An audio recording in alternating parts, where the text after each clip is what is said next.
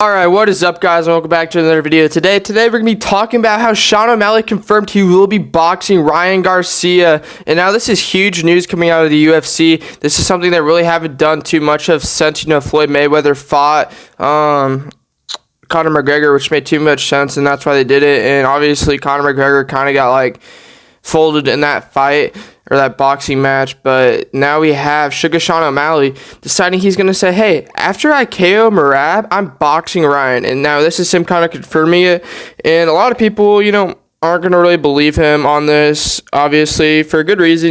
We haven't really, we know that Dana White's pretty much against boxing for UFC fighters because it hasn't really went too well for most of them.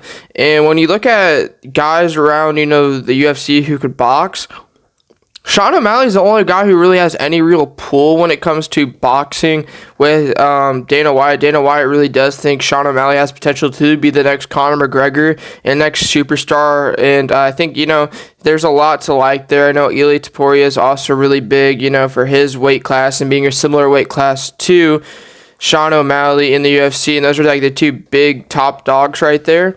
And obviously, it's the weight classes are good and all, but they're not loaded with stars. Sean O'Malley and Ilia Topuria for that, those weight classes are by far the best and the most popular. And then when you talk about this, if Dana White really does want this to happen, which he may want to, I think there's a really good chance. Some people believe Sean O'Malley can win a boxing match against Ryan Garcia. Obviously be in the 140s, maybe 150 range for probably mid 140s for the weight. Sean O'Malley can definitely go up to 145. I think he said he sits around 150, 145 whenever he's basically not cutting weight, and it would feel a lot better for him, moving up in weight. That's kind of what Ryan Garcia did when he weighed 3 pounds over what he should have for his last fight against Devin Haney.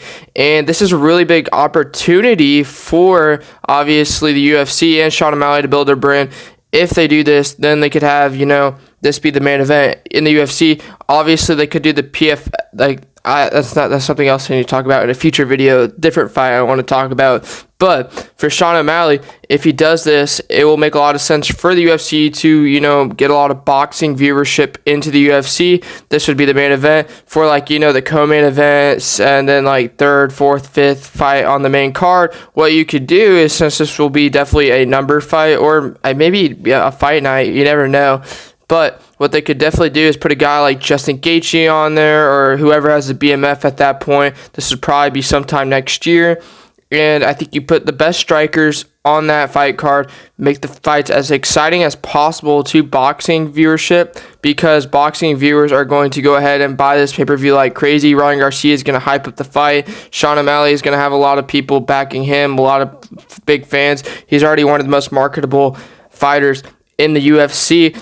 And then when you talk about that, what they could do is, like I said, put Justin Gaethje on there, put Michael Venom Page on there at some point, put some welterweight guys on there that are really good, like Jack Del Montalena versus Michael Page would be huge in my opinion. I know those are some smaller names. Michael Page is also kind of big as it is, but there's a lot of really good strikers they could put on this card. Don't put as many grapplers, and this would just be so good for the UFC, growing viewership, growing a bigger fan base of the fight game. Because when you do get a lot of the reasons people don't like watching the UFC, that people that don't like it, that like watching boxing, is because what they like to see is some crazy idiots get in there in the ring with these big gloves on, they're weighted so they can watch knockouts. The UFC has a lot of finishes. I think a lot of these people don't care as much for submissions, but I think what you do in this situation is you just have as many possible strikers go against each other.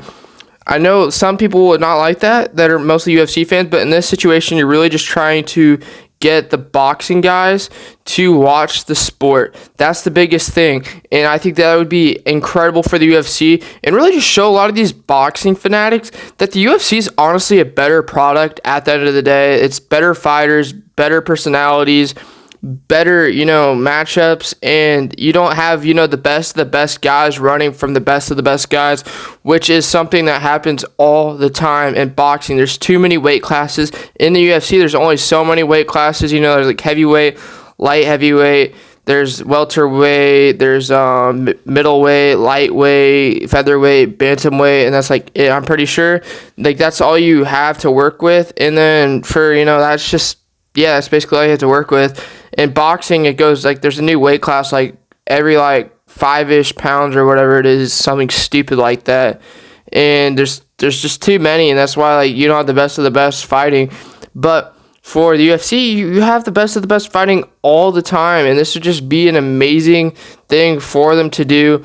Get as many strikers in there. Like I said, this will just be an amazing event, and so many people are gonna like watching this. I mean, if people are like wanting to watch the press conference, get Colby Covington on there. This man's not wanting to fight Ian Gary until Ian Gary turns on his Instagram comments, which is actually hilarious. Ian Gary needs to stop acting like it's Colby Covington's fault. He made 3 demands. 2 of them are not, very plausible, but the one where he has to turn on his Instagram comments is very plausible, and the only reason he won't do it is because Ian Gary's a C-U-C-K, if you know what I mean, and that's why people don't like Ian Gary. They just don't like him because of that, and a lot of people don't like Colby Covington, but man, you need to get the biggest names on here. You need to get guys who can strike, guys who can talk crap, get people to really be interested in this sport, and then throw a few guys on there people can get familiarized with, like Michael Venom Page, who are newer to the UFC but already have somewhat of a fandom from other leagues they've been in, and the fact that they're just a big name and they are really good as it is. That would just be something that I think would really make this event amazing, and I think it'd be really big for the UFC. Sean O'Malley, Ryan Garcia is a showman. That's all he cares about, is putting on the biggest, best fights. That's really like he's the best showman in boxing. He doesn't care about maybe losing. He just wants to fight the best, and he's not like a guy like Tank Davis who is going to do the rehydration clause BS and make people go down weight classes, not be able to fight where they have a chin. And that's so important in boxing, is when you can have a chin, have some weight on you, where you can take hits. And that's the biggest issue currently with boxing. And that's not the biggest issue, with the UFC. Obviously, some guys just don't have a chin, but there's no rehydration clause BS in the UFC, from my understanding.